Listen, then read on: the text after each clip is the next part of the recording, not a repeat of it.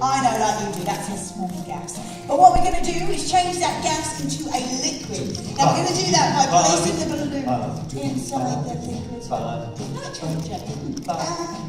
Yep. The balloon. Oh, yes. Yes, of course. Well, you see, the thing is, Vicky, I think you deserve so much more than an inflated balloon. So I thought, as it was our last night together, you deserved this lovely bunch of flowers.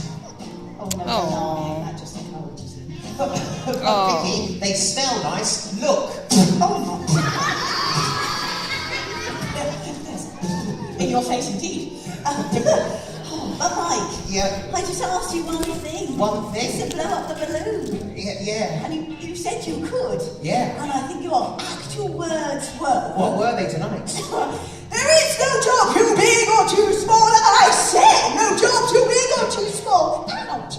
That's super. But it appears, thank you very much. It appears that there is. So if I could just take the balloon, then I can, thank you very much, finish experiment.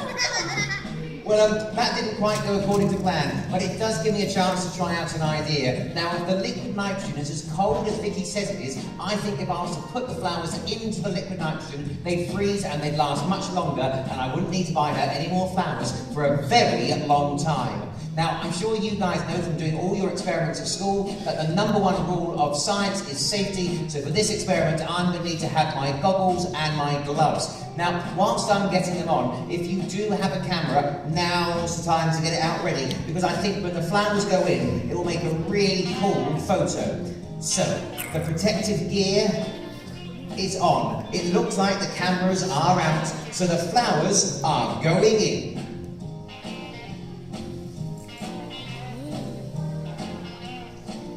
Now remember, it's exceptionally cold inside here. Your freezers at home are probably at about -18 degrees Celsius, and right now the liquid nitrogen in here is boiling away at -196 degrees Celsius. So by now these flowers should be well and truly frozen. In a moment I'll take them back out, and I want you all to have a good look, because the flowers will look like they are smoking. And that's because as the liquid nitrogen on the flowers hits the air all around us, well, the air is much, much hotter. So it's giving the liquid nitrogen enough heat, therefore enough energy to turn from a liquid to a gas. Right, I think we're all set, everybody. Here goes. Vicky? Yes. I've redeemed myself. Oh, yeah? You are going to love this, because you are now the proud owner of the world's first longer-lasting bunch of flowers. Well, thanks. Oh, there's no need to thank me. It's all in a day's work for super glue.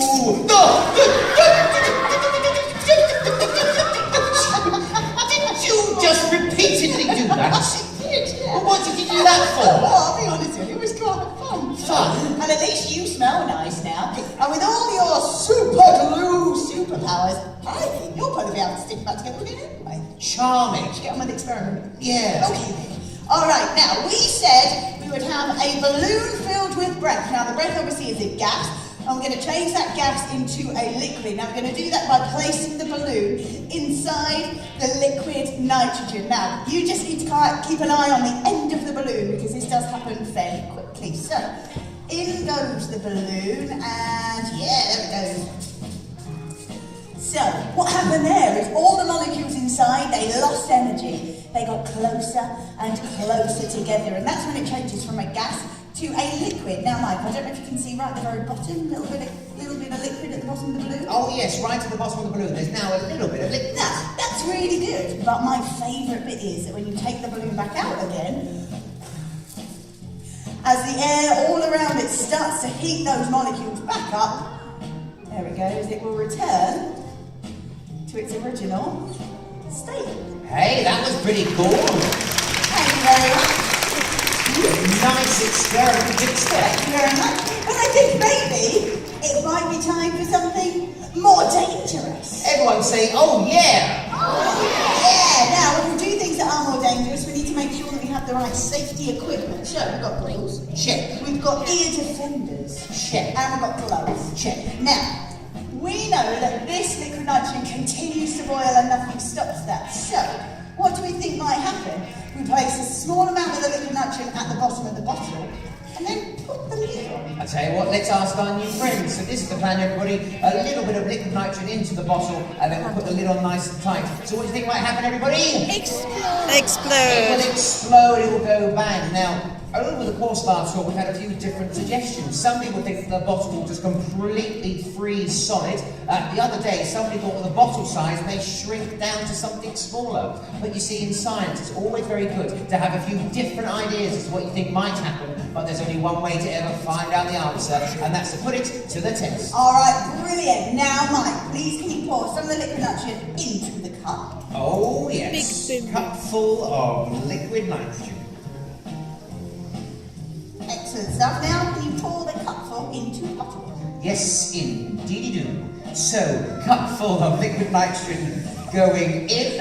Indeedy do. Excellent stuff. So now that's the funnel completely empty. So whilst Vicky's making sure everything else is safely out of the way, let's all take a closer look at the bottle. The liquid nitrogen is boiling away at the very, very bottom. And I'm sure you can all see that the gas clouds just keep on coming out the top of the bottle. So of course, once the lid is on really, really tight, we're going to be trapping all this gas inside the bottle. The bottle will start to expand, getting bigger and bigger and bigger until you guessed it, a great big bang. Which means there's just one question to ask. Are you guys ready to see it?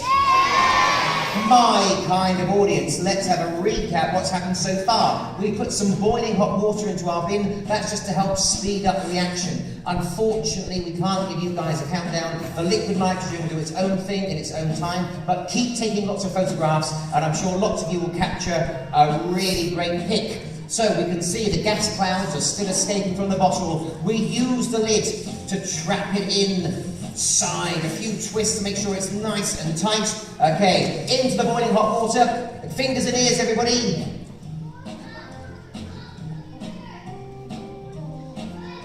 Mike.